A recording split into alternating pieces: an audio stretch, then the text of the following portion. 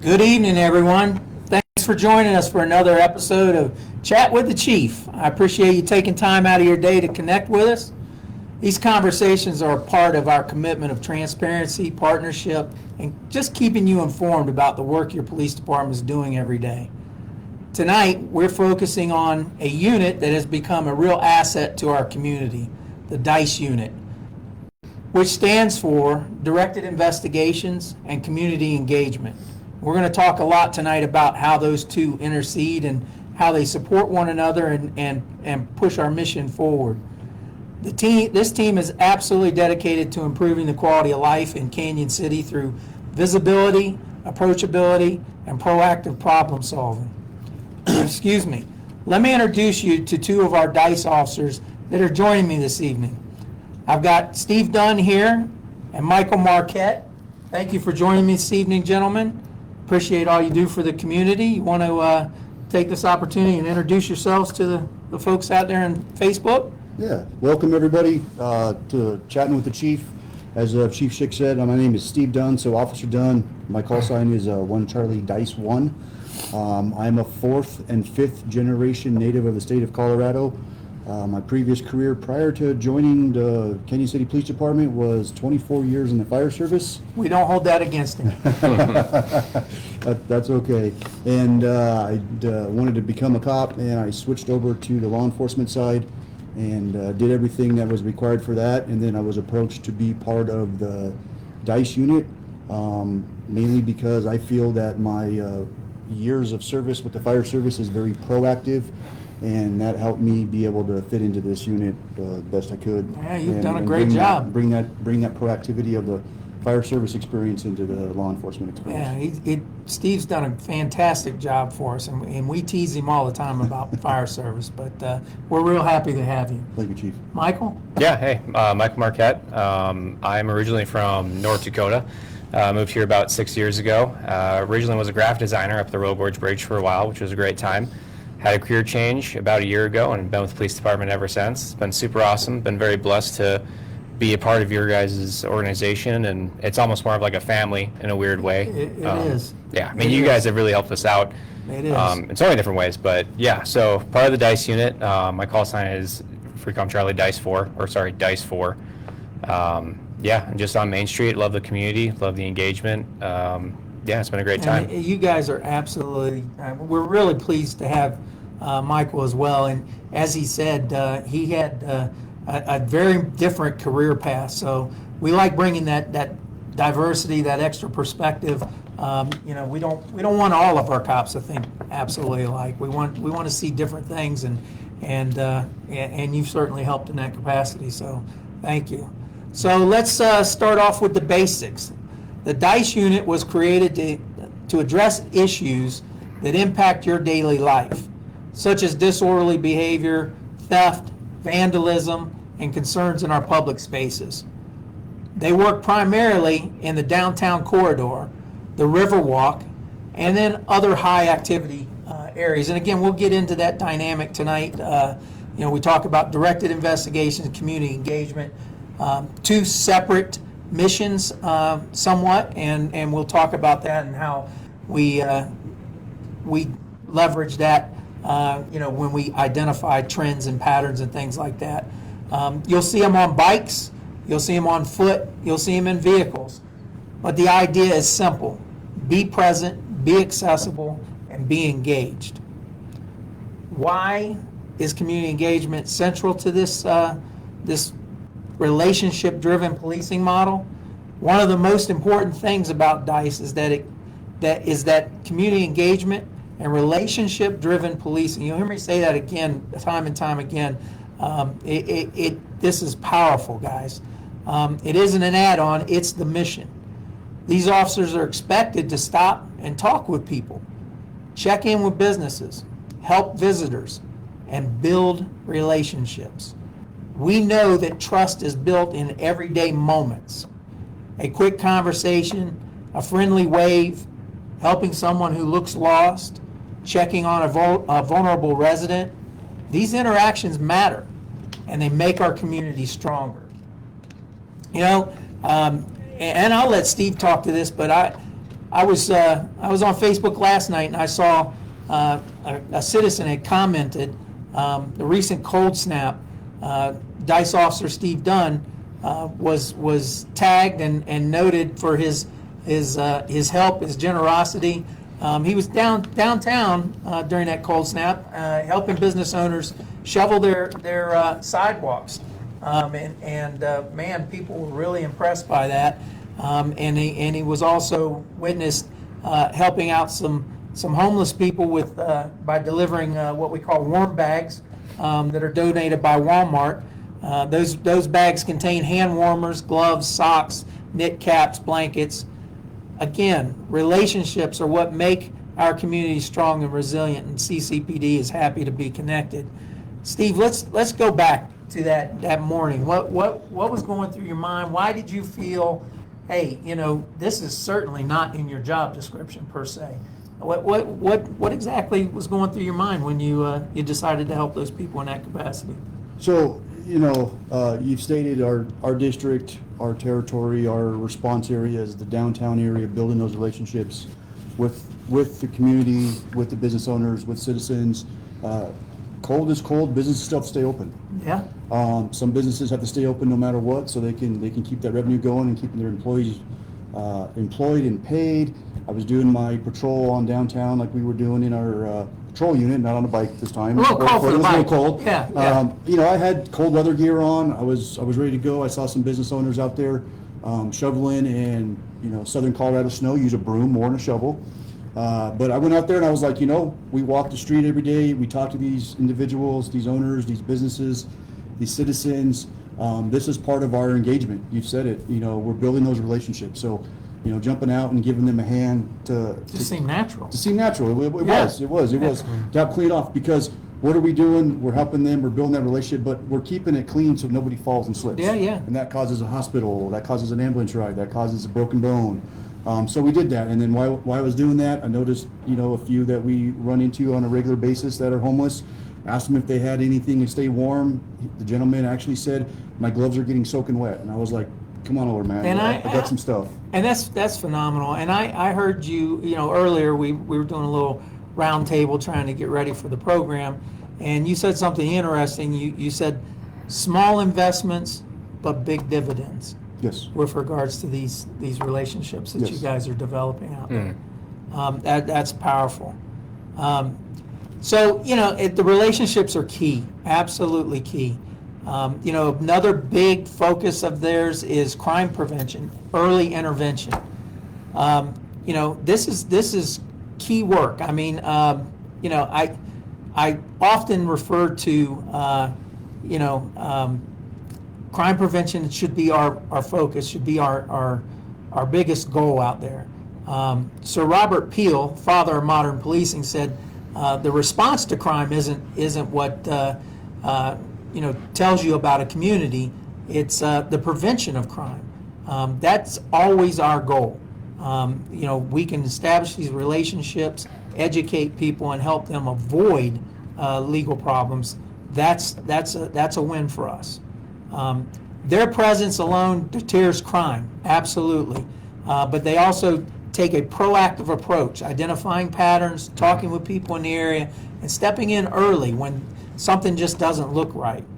We've already seen improvements in several areas because of this approach, and while I won't share sensitive details, I can tell you that the visibility and engagement of this team have made a noticeable difference downtown. I cannot tell you how many people come up to me, call me, email me, and just talk about a sense of safety, how they just feel safer downtown, out on the Riverwalk, in our parks. We're blessed. We've got these officers downtown. We've now got park officers 7 days a week. So we're getting full coverage. We're really making some strides. Any thoughts, gentlemen? Crime prevention, early intervention. Anything you want to share with us on that? Go ahead. Yeah, You sure. go first. So just to drive home your point on the relationship aspect of it, it really is the relationships that we have with the businesses that help us to investigate crime and figure out what's going on. Each business on Main Street has their own perspective and their own view, right, on what's going on. They see different things, they can address different issues. Sure. And so someone on First Street might be seeing something in the alleys that's happening and is beginning to like start up, such as graffiti, that someone on like 14th Street, 13th Street, whatever, will eventually have to deal with, or might have seen tags as well. And so one of the things with Dice, when we come to visit your business and when we come to talk to you, one, we just really like to get to know you. We like to see what you guys are up to and what's going on.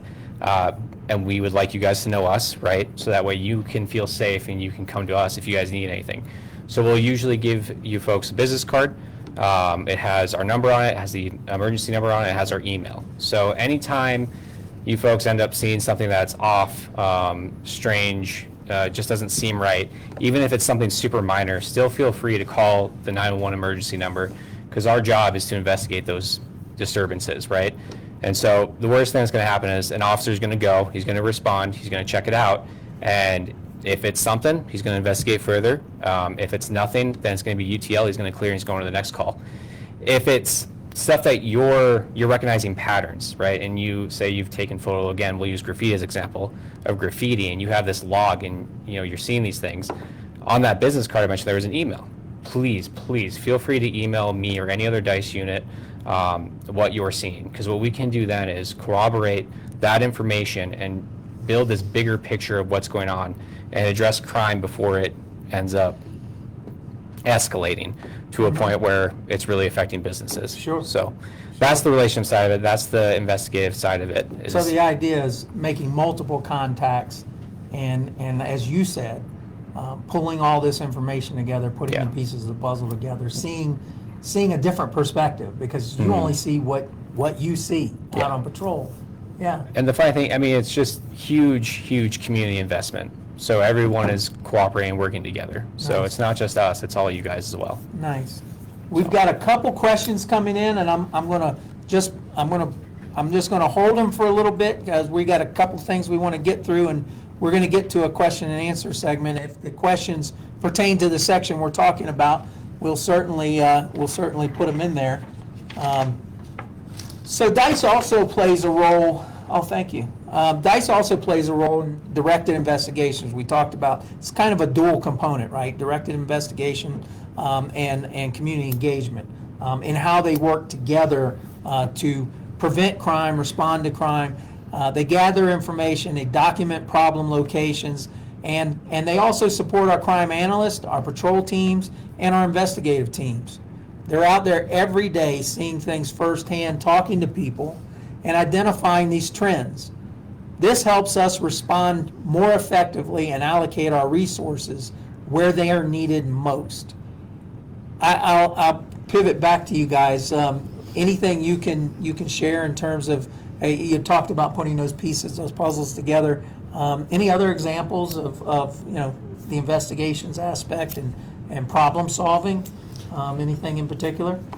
Yeah, I mean, problem solving, I mean, like Officer Marquette was saying, with the businesses and the community and everything, we've also have noticed that we have some of our underprivileged people that would be in trouble.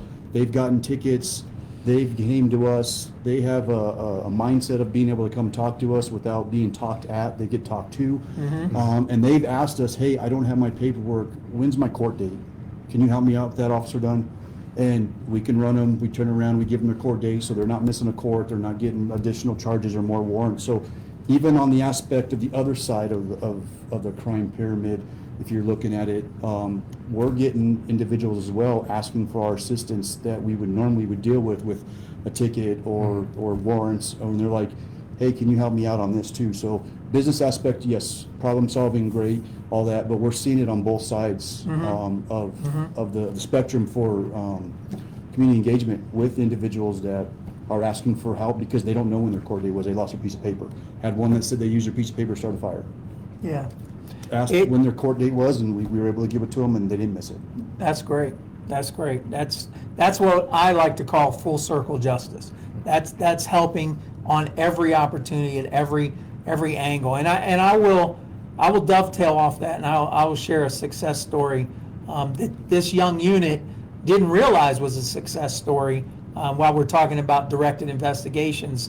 Everyone that lives in Canyon is familiar that over the last year and a half, 2 years, on various times of the year, we've seen sprees, crime sprees involving vehicle break-ins, people trespassing in people's vehicles during the overnight hours, stealing everything that's not nailed down inside,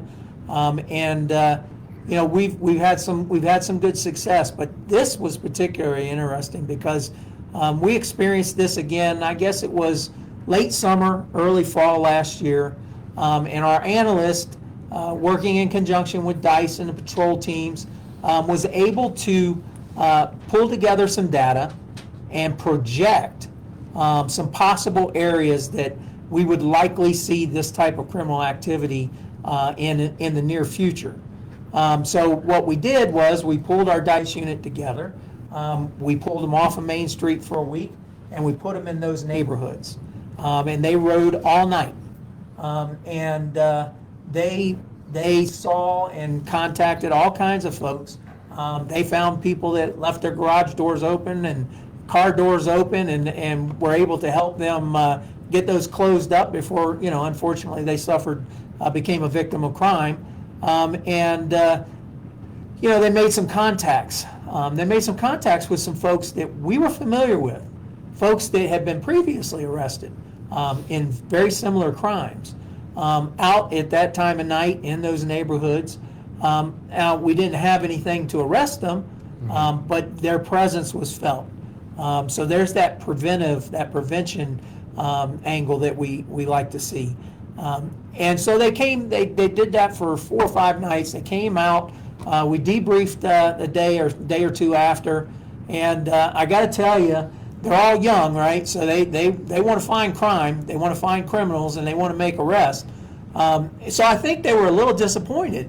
But I told them, I said, you folks don't have any idea how successful you were, because you did exactly what the chief goal of law enforcement is to prevent crime, not necessarily respond to it and make arrests, but to prevent crime.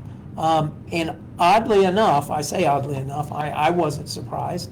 Coming out of that event, and I'm gonna knock on some wood, we didn't see any of those sprees for some time after that. So again, kudos to you all, but that's just a really poignant example of the impact this unit can have.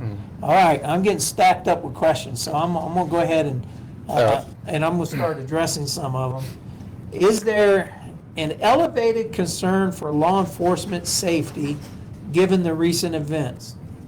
Well, that's a fair question, and that's a great question, but I don't feel that there's any heightened sense of a concern for safety locally, because I can tell you this, when you're a professional law enforcement agency and you put in the work, building relationships, approaching these situations in a very positive and dynamic fashion.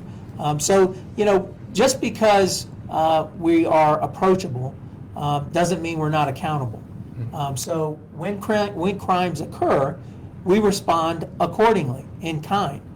But as we talked about earlier, when you build these relationships in your community, oftentimes you don't have to resort to an escalation when you contact someone, when you make an arrest on someone. Those are the foundational elements that support us and honestly work to keep us safe. When you police in another model, and you are not connected to your community, and you're not building those relationships, and every nail's a hammer, then you see a lot of problems. So am I speaking out of turn? I mean, you guys are on the street every day. Yeah. Do you feel that? I'd say you're spot on. I think officer safety is always paramount. So anytime we're engaged in activity, right, and we're doing law enforcement, complacency is the thing that's going to get you in trouble. And so whenever we are doing the things, talking to people, there's always that what if scenario in the back of your head that you're going through. But that said, you are evaluating where you are. You're talking, like, obviously you're evaluating the person that you're talking with, just doing those threat assessments in your head. But because of the relationship, like you said, that we have the community, a lot of times I'm able to walk up to someone and be like, oh, yeah, I know you. Like, And know. in those cases where you don't, of course, Sure. you're exercising due diligence Yeah. and care and concern and looking for those red flags, pre-assault indicators, all And the things. sometimes that even is with people that you do know, because Yeah, sometimes people just yeah. have a bad day. Yeah, you know? Especially when we're dealing with people that we frequently deal with. But That's fair. Yeah, I'm glad you offered that. You know, I think we're in a pretty good community. We endorse or we receive a lot of support. We build those relationships. We put that investment in up front. So the law of averages suggests that you know, while we are in a dangerous world and things go sideways, and when they do, they go sideways quick. We train our people again to look for those pre-assault indicators. Judge the person in where they're at. You know, yeah, a great example, Michael. Sure. Where he was 3 weeks ago may not be where he is tonight. So these guys have to be ready at all times. But to your point more directly, I think Canyon City is a pretty good place to police because we make that investment.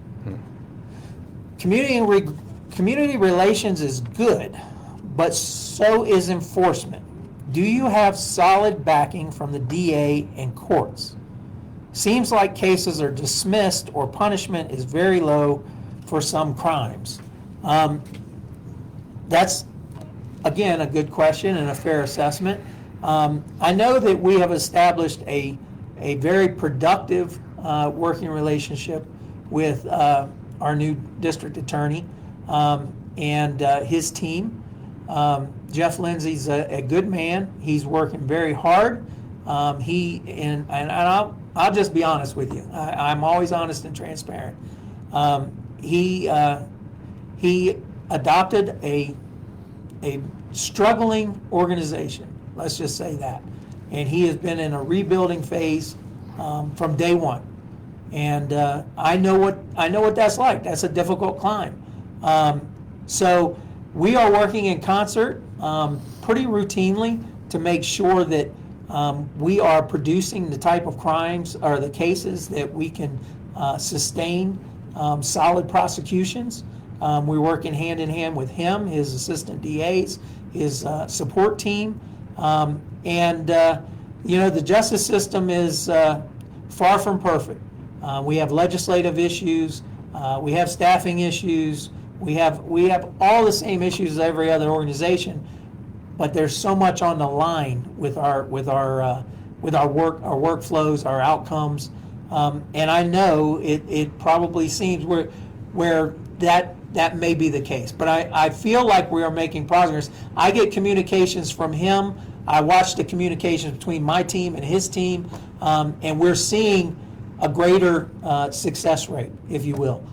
So I have full confidence in Jeff, and I think working together we're going to turn that around. Well, we still have some legislative issues and concerns, and I would encourage you to talk to folks and become informed, and then reach out and talk to the legislators. There's always room for improvement, from Denver all the way down to Canyon City. So stay informed, stay engaged. We appreciate you watching us. And if you don't understand something, or you want more of an explanation, or whatever it is, you feel free to give us a call. All right. Do you recommend we group up and have more neighborhood? I'm a big fan of neighborhood watches. Neighborhood watches have been around since the 70s, actually started by the National Sheriff's Association. We have revamped and reignited our neighborhood watch program throughout Canyon City, and these guys have been a big part of it, you know, as we go in. And our quasi-director sitting over here making sure I stay on track, Ms. Herron, Kathy Herron, is our neighborhood watch coordinator. And we have went from nearly zero active neighborhood watch groups when I came here to, I think she's now got 14 or so communities tied in and stood up, and they're active neighborhood watch groups. And I tell you what's important again, those relationships and that feedback, right? A year ago we had a bank robbery. We solved that bank robbery off the backs of community members. We literally piggybacked their Ring doorbell cameras and watched that bad guy leave the bank all the way to his car. And that was a huge help for us. So neighborhood watches are very powerful instruments in crime prevention and apprehension models. So we go one further. So we don't just stand it up. We don't just come into your neighborhood, talk to you about it, give you some signs, and drive away. What we do is we stay engaged. Just like these folks do downtown, we're leveraging that same model relationship with our neighborhood watch groups. So every other month? Is it every other month, Kathy, or a quarter? I don't want to say it wrong. Every quarter, we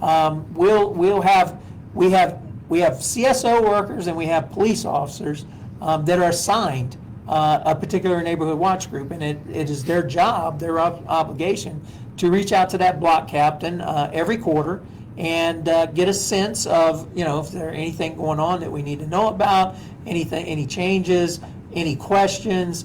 Of course, they're told, in between the contact from us to call us, call Kathy, call me, should they need anything. But man, those neighborhood watches have been powerful. And last year during National Night Out, as we were touring, excuse me, I gotta get something to drink, my throat's getting dry. Don't judge me by my Bears cup. First time in 15 years I had something to be proud of. So the neighborhood watch group that we went through almost all of them last year. But I remember talking to one, and it was a group of citizens, and I had the opportunity to talk to one of them, and it was an older neighborhood. I say older, I mean they weren't much older than me. I'm old too, but we were in there, and they conveyed that since they started the neighborhood watch, they had witnessed issues with those quality of life crimes that we talk about: vandalism, truancy, trespassing, or not truancy, trespassing. All of these things that impact you all in terms of your quality of life, pretty routinely. But after joining Neighborhood Watch and seeing the impact or the frequent contact with law enforcement, putting the signs up throughout the neighborhood, getting the additional patrol watches, they saw that kind of erode. They saw that footprint kind of go away, if you will. And again, it's the power of those relationships and establishing a posture that says, we're watching, we're responding, the police are involved, that kind of thing. All right, so before, and I got like a couple more, but I'm going to go ahead and try and get through this talk, and then we'll get to some questions and answers, and I'll try and pick up on the rest of these.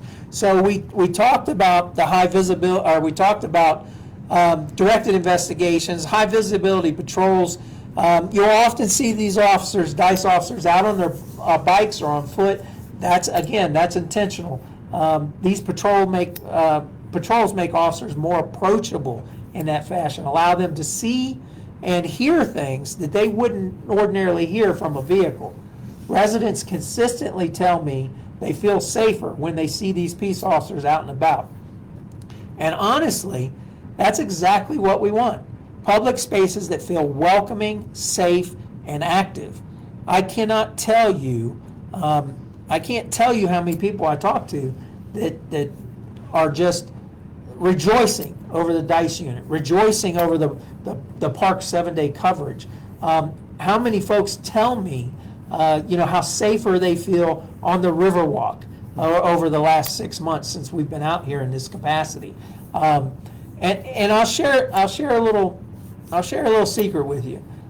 There's a difference between perceived feeling or perception of not feeling safe and actually being safe.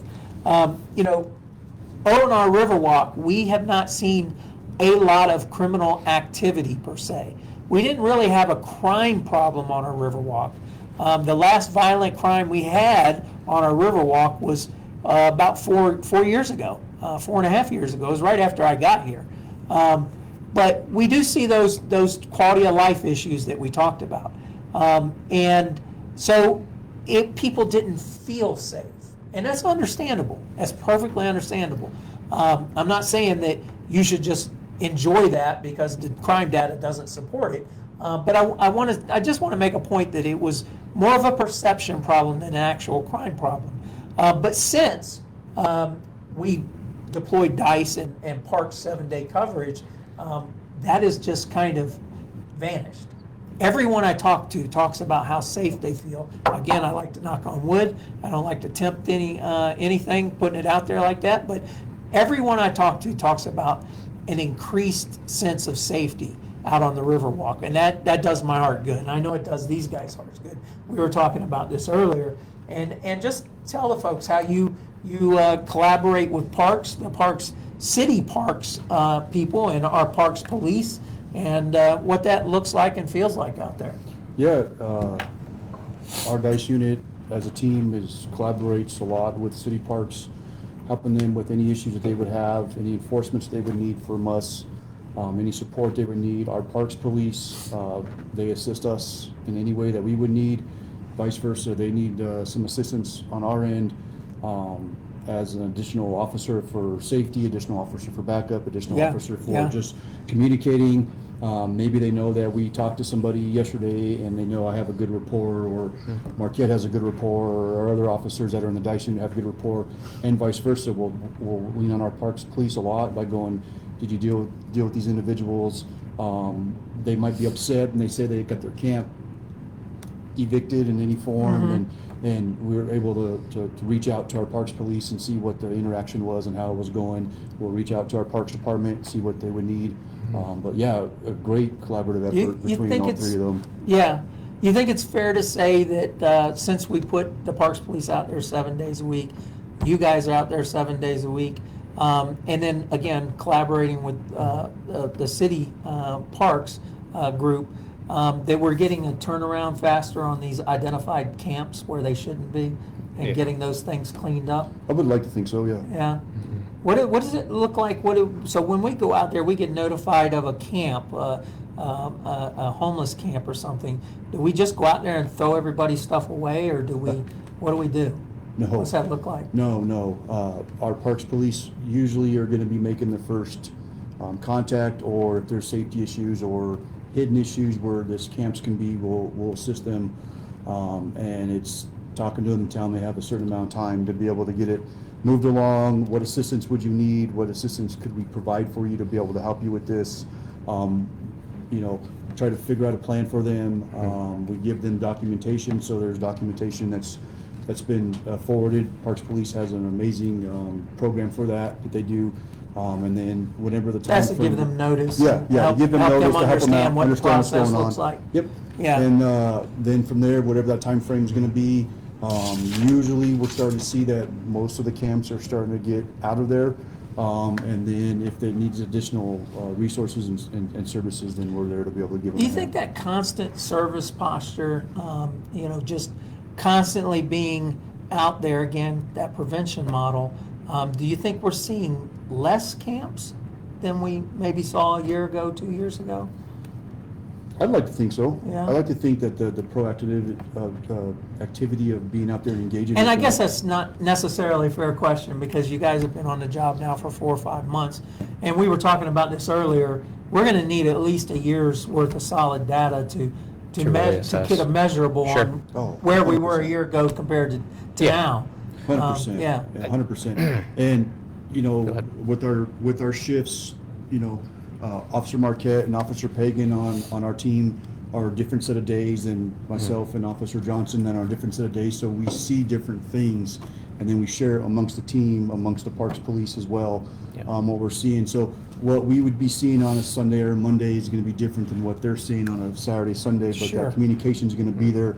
Parks Police is a wealth of knowledge and experience on what they're doing, and helping us and us assisting them in a lot of ways. Yeah, and you talk about that partnership with Parks Police, and you talk about a wealth of knowledge. You're talking about Ken Zabruski. He's been out here forever. He knows everybody and everything. Ken's a great guy, great cop. You work close with them. You maintain that consistent coverage in our recreational areas, focusing on downtown and the river walks.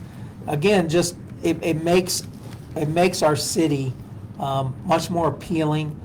You create that strong presence. Our families, visitors, businesses need us most, and the results are very positive. Again, whether it is actual an improvement or increased safety, if we drive up, the idea is not to take a bunch of crime reports. So again, building those relationships and being out there, direct, in contact, seen consistently, that's the prevention model that we're looking for. One thing I haven't talked about, I want to highlight that this DICE unit, was established exclusively using federal grant funds. That means we expanded our services without increasing your tax burden. So it's a smart, community-focused investment. It gives us a lot of value here locally. And we're going to continue to build on this. We're not going to hang our hat on DICE or the Park Police. There are several elements or different pursuits we're going to continue to chase down as we continue to make the quality of life in Canyon City as refreshing and just good. So again, we're out here, we're having this dynamic conversation this evening, and again, still got 3 or 4 questions over here. If I don't get to them, we're going to answer them online, because I remember I told you this before. I'm from Virginia, which just means I will take the long way around the barn. I will wear out a conversation. But your feedback plays a huge role in shaping what our DICE unit focuses on, what our shifts focus on, what our Park Police focus on. So when you tell us about your problems, your concerns, problem areas, patterns, we listen. We hear you, and then we will deploy in kind. Had a lady call me today talking about some issues in one of our trailer parks here in the city. And these fine gentlemen are going to be deploying there soon. So we hear you and we listen. Can I just hammer home on your Go points? ahead. What do you got, Michael? Yeah, just Save the my effect of voice. what you're yeah, help you out a bit. Just to hammer home what you're saying as far as perception of security and safety and preventing crime through presence. That is super important to me, just because, well, like any police officer, obviously I want to maintain order, right? Sure. And maintain that framework and make sure everyone feels safe and they're able to go about their business without any risk or concern. For me, it's even more personal because my wife lives here. We have a Sure. 19-month-old little guy, excuse me. He So likes to play cop. he does like to play. Yeah, he does. It's kind of concerning a little bit, but Yeah. little, Plug for the guy. that's fun. Yeah. So, but the fact that she feels more comfortable being able Yeah. to walk on Main Street, being able to go down to the parks, being able to take my son out, and go do the things without feeling like she's going to be accosted by anyone or run into anything, or just knowing that there is a patrol unit on Main Street, right? Like, that's very personal to me. So Yeah. I take it very seriously. I know all the other guys that have families and even without families who just care for the community, You want to get touch on involved. You touch on a So- significant point. You do. Yeah. And we talk about, the significance of trying to hire local, not to disparage anybody that lives outside the city. They come in with their heart on their sleeve and they're dedicated community servants. But, when you can hire people who live within the community, it almost takes on a different sense of personal accountability, responsibility. So that's interesting. But yeah, you're spot on. Your wife's feeling of being safe means the world to us. Yeah. I appreciate that. And, family, yes, love it, what you're saying. I always kind of go off of the rule of 3, so it gives us 4. So if an individuals or people are visiting the city of Canyon City and they have good interactions with business owners, they have good interactions with other citizens that live here because they like and they're happy about living here, family that's here, generational. But they interact with law enforcement, they interact with us Yep. as a whole of CCPD. And next thing you know, they tell 3 other people. 3 other people say, hey, I'm gonna go down to Canyon City now. That original person plus 3 others giving us a 4. Right. So if those 4 people start You're showing absolutely up, right. You're then absolutely right. It they multiplies. interact with one of us, or they say, hey, where's the cops? I don't see And the cops. see, you're old school. You and I have talked about this before. The rule of 4 today with the internet Yeah. is the rule of 40 or the rule of 400. Yeah. So, yeah, it's important to have that positive connection, engagement every chance you get. Every case, call, and contact means the world to us. It's an opportunity to frame or brand RPD. And if we're not branding ourselves, other people are going to brand us. And we certainly don't want that. So, yeah, that's a great point. To go back to your question about the encampments on the River Rock and that sort of thing, part of the reason I hesitated to answer the one, because yes, we do need more data to see what's going on, but don't want to count our chickens before they hatch, right? That's the saying, right? Yeah. Okay, That's sweet. a That's the thing. Virginia saying for sure. Oh, see, there you go. So it's one of those things where it's like we're aware that they're there.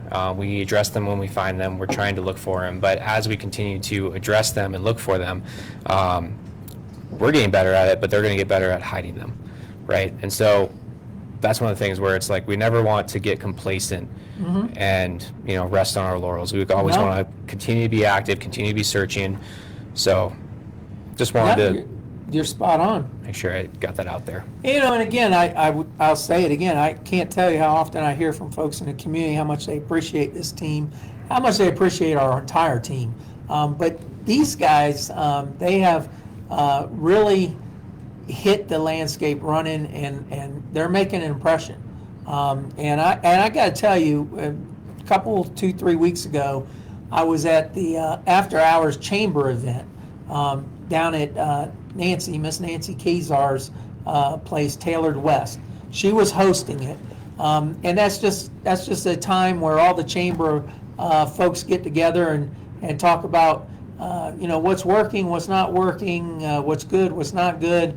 And Nancy shared a story with the entire group that really touted the success of these folks here. And she talked about, before DICE, she was reluctant. She was somewhat fear. Again, there's that sense of safety or sense of not being safe. But when she left her store at night, she didn't necessarily feel safe going out to her car. There was a higher number of folks coming into her business and attempting to shoplift. But she went on and on about, since DICE came out, how that dynamic has impacted the landscape of downtown, if you will. And she talked about feeling safe again, going to her car after work, her staff feeling safe going to their cars. She talked about a shoplifting incident that did occur. She called it in. She said these folks were on scene in 30 seconds, made an apprehension, recovered the property.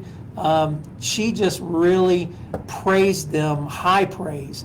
I couldn't have paid her to produce a better ad appreciating their efforts and their outcome. And love you, Nancy. Thank you for that. That was, I'm telling you, we're gonna have to make a commercial with that one day. But she was she really paid them a lot of thanks and appreciation, and that fills our cup. Again, we're here to prevent crime, but when crime occurs, again, we're going to be approachable, but we're going to be accountable. So when the crime does occur, we're coming, we're responding, and we're going to address it. And you guys just knocking it out of the park.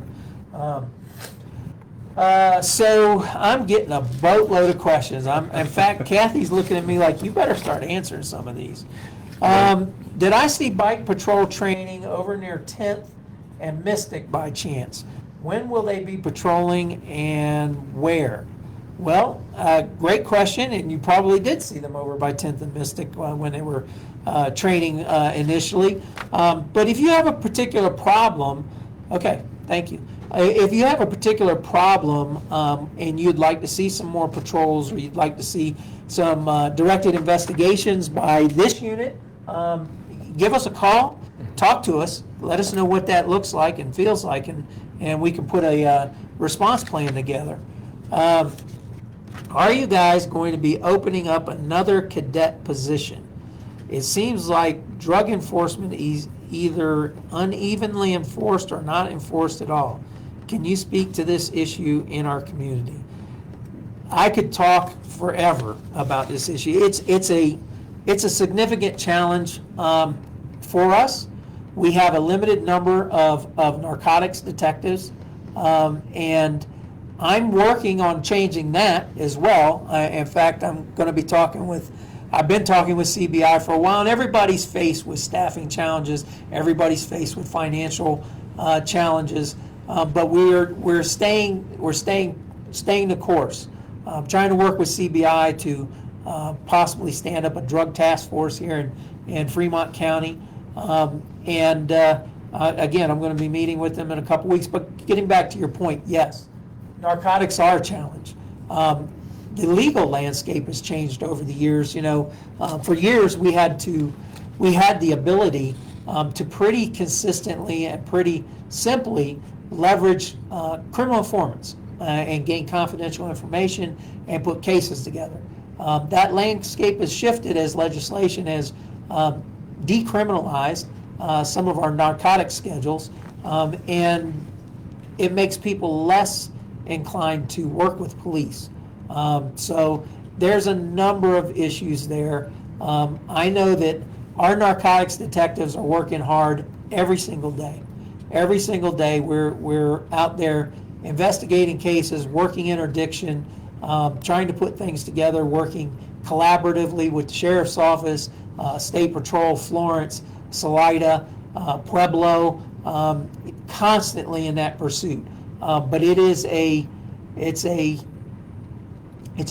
significant problem, and it touches all walks of life. But we're not going to give up. We're going to keep on moving in that direction to try and bring a little more consistency. Back to the cadet position. Not exactly sure what cadet position you're asking about. Excuse me, we haven't had a cadet position since I was here, so I'm going to have to confer with my director back there, who's been around a lot longer than I have. So we will get back to that question online. What else do we have? Who is independently auditing your department's misconduct complaints and case outcomes, and can the public see the full unredacted results? Do you have this type of safety in our schools? Great question. There's a lot of layers to that question. Be glad to talk to you if we could get that person's name. We have pretty consistent and pretty dependable records when it comes to our complaints. We review those every single week. Any use of force incidents to make sure we're in compliance with policy and legal standards. Getting unredacted reports, there's, again, lots of layers there. I have to get lawyers involved. Anytime you get lawyers involved, the work gets taller and more stuff gets redacted. So we'll need to dial into what exactly it is you're looking for. We are completely transparent every bit that we can be to the extent of the law. But there are privacy matters or interest at play. So if you were the one asking this question, I would encourage you to call in here, talk to myself or Commander Bell. He's in charge of my professional standards, and we can get you a better look or answer to your question. The safety question, Chief, was, I think, pertaining to DICE. Is there that kind of safety around the schools? In terms of like us patrolling the Patrolling? schools? Yeah. I mean, like I said, or what we've touched on, right, is like we're Highway 50 in the Main Street. So it's from 1st to 15th Street, that's where we're mainly patrolling. Now, that doesn't mean we just sit in those areas.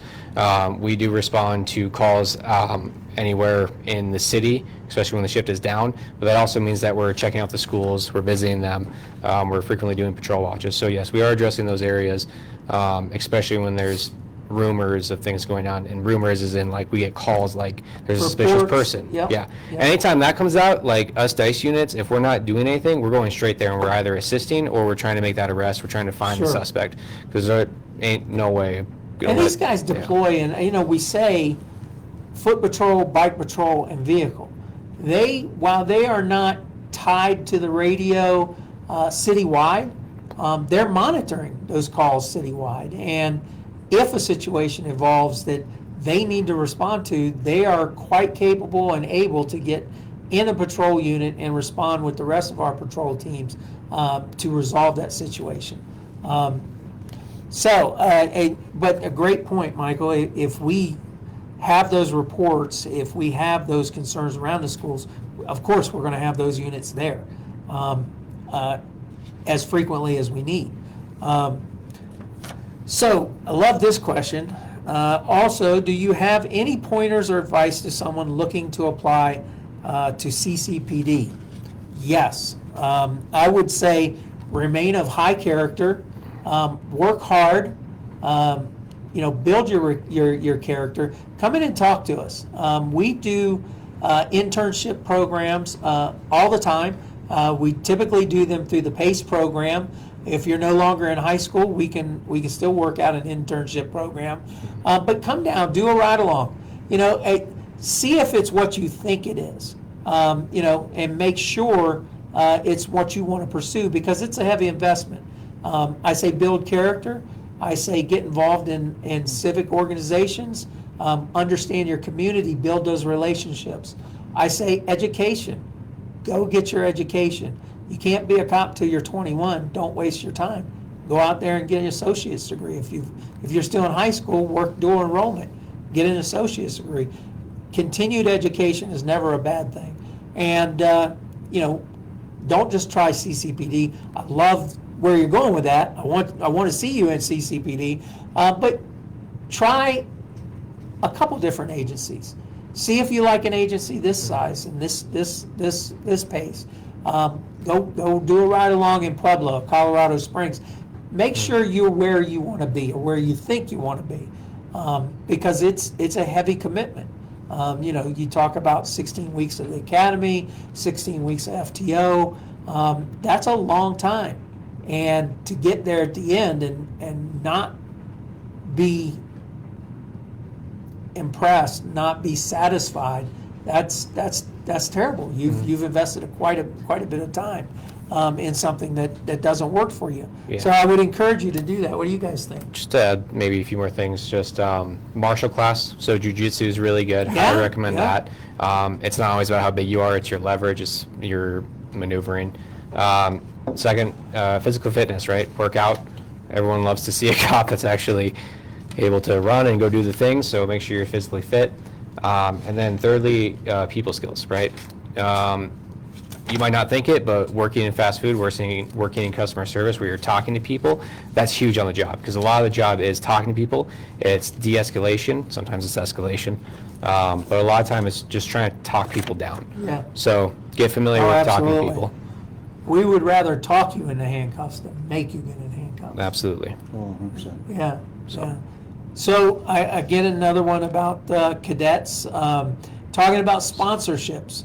We have been very fortunate the last couple of years that we have leveraged grants, and where we couldn't leverage grants, we have found ways to get people into academies and pay them a salary while they're going, which is not something a lot of departments can say.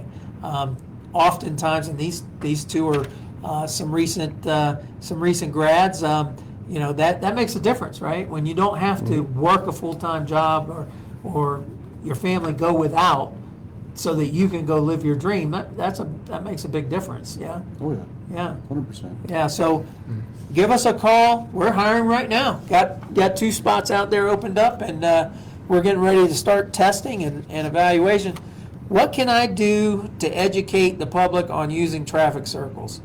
I think if I had to answer that question, I could retire. No, I'm kidding. You make a point here. You say, yeah, a lot of people accelerate through those things. For 35 years, I've been a cop. In every traffic stop, I engage the citizen and I talk about the offense, and it's usually speeding. And I tell them, don't be in a hurry to get to an accident. Speed is the #1 contributing factor in motor vehicle accidents, and also the biggest determining factor in how severe that accident's going to be. So yeah, don't accelerate through the traffic circle. I actually stop or yield at the yield sign, and then I wait to see if anybody's coming, and then I go. That's how I would recommend. Is information that pertains to human trafficking, narcotics, organized crime, etc., being investigated? There's a lot of layers there. Absolutely. We're expanding our footprint, working with Colorado Human Trafficking Network this year. Our officers are going to be taking some advanced or trying to sharpen their tools in their toolbox to identify human trafficking, respond to human trafficking complaints, that type of thing. In narcotics, we already talked about organized crime. That's a great question. I don't know of any organized crime here in Canyon City, and if you do, I would encourage you to call me so I can talk to you about it. If an officer pulls up behind a vehicle with expired tags, do they pull them over? They have every right to do that, but that's an officer discretion thing, and there's a lot of factors that play into that, right? Am I going to a call that's significant, a priority call? If I'm going to a priority call, obviously I'm not stopping you for expired tags. But I think the genesis of your question is, can they and will they? Yes, they can, and yes, they will, if all the stars align. They're available, they don't have anything pending or priority, and they're working traffic. It's a good time to remind you your tags are expired.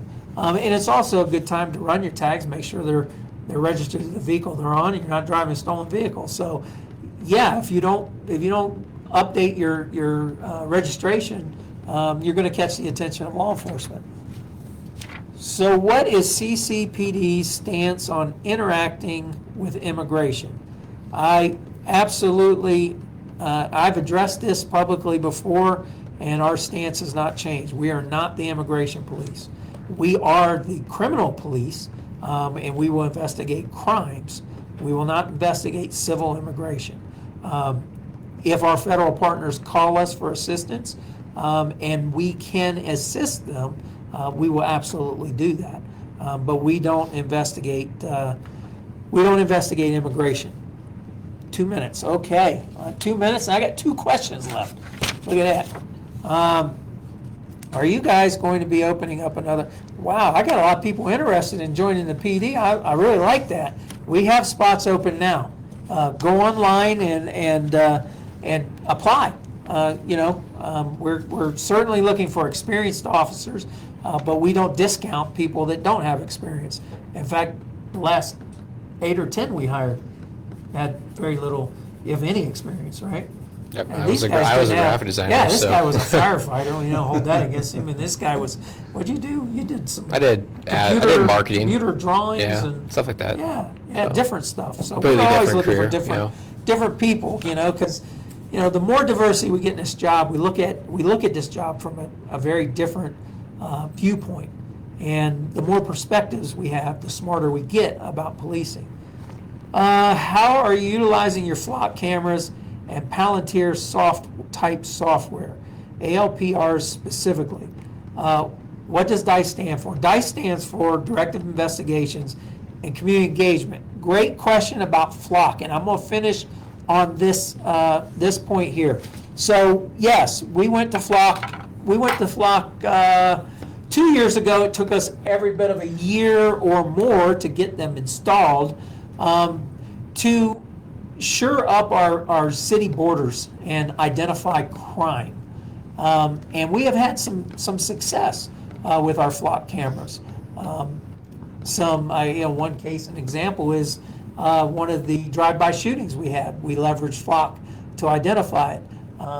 Flock cameras were used in identifying the shooter from the West Point homicides up there not too long ago. So, there's we have great coverage in the city now. We have 13, 14, 15. See, I've got Commander Leonard over here is my support services. He put all the cameras in. So we have great coverage in the city. And that's comforting. But I also know it's concerning for a lot of folks, given the climate right now. I'm leveraging meeting with the CEO of Flock. Well, I shouldn't say I'm leveraging it. I was invited to attend, and I'm going to attend. And I've voiced my concerns over, leveraging our data, which I like to keep local for criminal purposes. And I've voiced that concern. And so Flock's having a CEO City Hall meeting, virtual, gonna participate with that. As far as Commander Leonard and I have been able to determine, we're not leveraging our data in that capacity. We're keeping it in-house, if you will, in state, not just in state, but local level, state level crimes, focusing on criminal activity. So I think I know where you're going with that. I tried to answer that as transparently as I can, but we are continuing to look into those privacy concerns and making sure that we leverage that technology in a very responsible fashion to again make sure Canyon City is a safer community, a community that people want to come down and spend time in, hang their hat, buy a home, start a business. So very important to us. So thank you for your question. Before we go, gentlemen, I want to thank you again for all you do out here in the community. Thank you for coming on here. I know you probably only did it because I'm the chief, but I appreciate it. You guys did super. Any final thoughts, closing remarks? I just wanted to plug two things that we do on the backside. Backside mean the Thursday, Friday, and Saturday shift. We do have at the public library Dice with Dice, which is board games with the kiddos. We usually do that Saturdays from like 12 to 2. Yep. There is an age range, so get in touch with the library and figure out when that is. So if you want to hang out with us and get to know us a little more, that's where we're at. Good stuff. We also do a monthly reading up in the kids' room. I love to do voices and like to have fun with it. So. Oh, the chief's gonna come. Yeah, I want to hear the please voices. don't. If you're a kid and you want to come and listen to the voices and have fun, that sounds crazy. Listen to the voices. Whatever. We're gonna have a good Nice. time. Nice. So yeah, we're gonna be at the library. I think stuff. it's February 12th is this month. So. Write that down, Kathy. Please don't, Kathy. Please don't write it down. Steve, thank you, Michael. That's good stuff, man. Yeah. That's important. No, thanks, Chief, for having us on here. Hopefully, we're able to answer your questions. You did. You Did said great. it multiple times that DICE is making an impact. We wouldn't be able to do what we were doing without our patrol units, without our detectives, our other positions within our agency. So, we do our best to be able to help everybody out, and we love everybody else's help throughout the I agency to think- be able to give us a hand to do what we're doing. Yeah. So, I think that's well said. I think you all complement each other very well. You're all driven to succeed, and I think Canyon City's a far better place for it. So, with that, I will bid you all farewell. Stay warm, stay well. If you need us, call us. We'll be there. And until the next time, take care.